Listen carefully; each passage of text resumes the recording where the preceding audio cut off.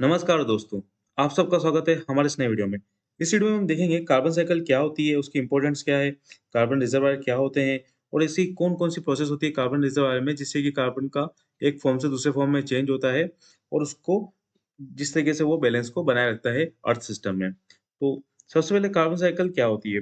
Carbon cycle basically एक ऐसी process का नाम है जिसके अंदर कार्बन का कंटीन्यूअस एक्सचेंज और ट्रांसफॉर्मेशन होता है उसके एक रिजर्वायर से दूसरे रिजर्वायर के बीच में। अब ये कार्बन कि जो रिजर्वायर्स हैं, ये क्या होते हैं?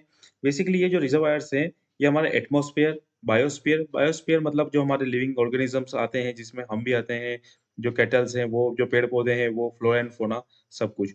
हाइड्रोस्फीयर मतलब जो जितनी भी वाटर बॉडीज़ हैं अर्थ के सिस्टम में, वो सब हाइड्रोस्फीयर्स के अंदर आती है। जियोस्फीयर्स मतलब जो भी रॉक फॉर्मेशन वाला स्ट्रक्चर्स रहेंगे, जो हमारा अर्थ का जो सॉलिड पार्ट रहेगा, उसको जियोस्फीयर बोलते हैं। तो जो हमारे अर्थ सिस्टम में जो कार्बन के रिजर्वायर्स अवेलेबल हैं, इन सब के बीच में जो कार्बन का एक्सचेंज होता है, उसका ट्रांसफॉर्मेशन होता है, उस प्रोसेस को कार्बन साइकिल हम बोलते हैं। अब इसकी इम्पोर्टेंस क्या है? बेसिकली कार्बन साइकिल का सबसे इम्पोर्टेंट रोल है अर्थ सिस्टम में बैलेंस बना के रखना उसके एटमॉस्फेयर का। मतलब जो उसमें जो क्लाइमेटिक कंडीशंस है उसकी, जैसे टेम्परेचर हो गया, उसका सी लेवल हो गया, इन सबको बैलेंस बना के रखने का काम ये कार्बन करता है।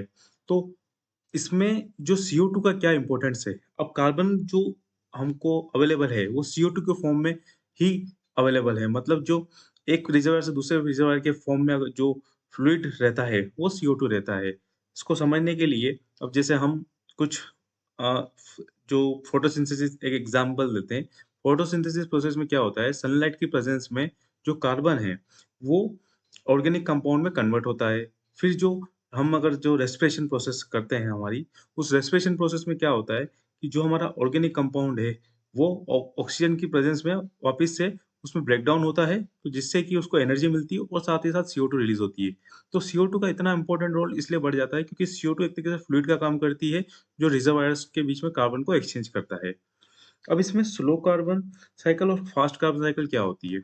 अब इसमें रिजर्वायर्स के बीच में जो कार्बन का एक्सचेंज हो रहा है, वो किस स्पीड से हो रहा है, उसको 2 तरीके से उसने डिवाइड किया गया है, स्लो कार्बन और फास्ट कार्बन। स्लो कार्बन मतलब होता है कि ये डेडिकेटेडली है जो हमारा जियोस्फीयर है, मतलब जो हमारा रॉक फॉर्मेशन जो है स्ट्रक्चर जिसमें कार्बन सेडिमेंट्स बनते हैं, उस प्रोसेस को स्लो कार्बन साइकिल बोलते हैं क्योंकि वो बहुत सालों तक चलती है।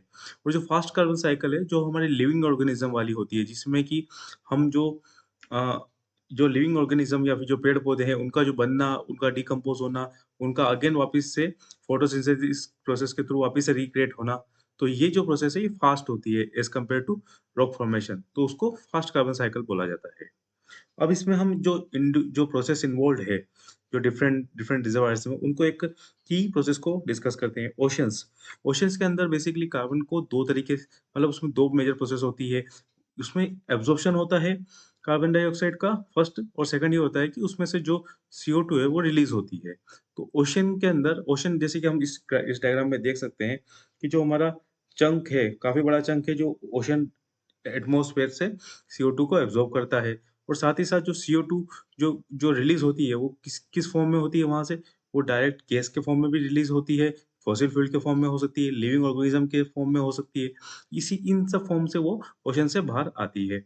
फोटोसिंथेसिस जैसे कि अभी हमने डिस्कस किया था कि जब सनलाइट और कार्बन एक दूसरे के प्रेज़ेंस में ऑर्गेनिक कंपाउंड बनाते हैं तो उसमें CO2 एब्ज़ॉर्ब होती है, O2 रिलीज़ होती है। रेस्पिरेशन जस्ट अपोज़िट है।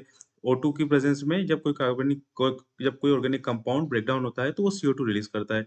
डिकम्पोज़िशन मतलब ये होता है कोई भी डेड सेल या फिर डेड अगर कोई लिविंग ऑर्गेनिज़्म था, कोई भी ऑर्गेनिक कंपाउंड है, उसको अगर बैक्टीरिया डिकम्पोज़ करते हैं तो CO2 रिलीज़ होती है और ऑर्गेनिक मैटर का फ़ॉर्मेशन होता है। कंबशन मतलब जो हमारे फॉसिल फ्यूल्स होते हैं, अगर उनको बर्न आउट करते हैं तो हमारा CO2 रिलीज़ होता है।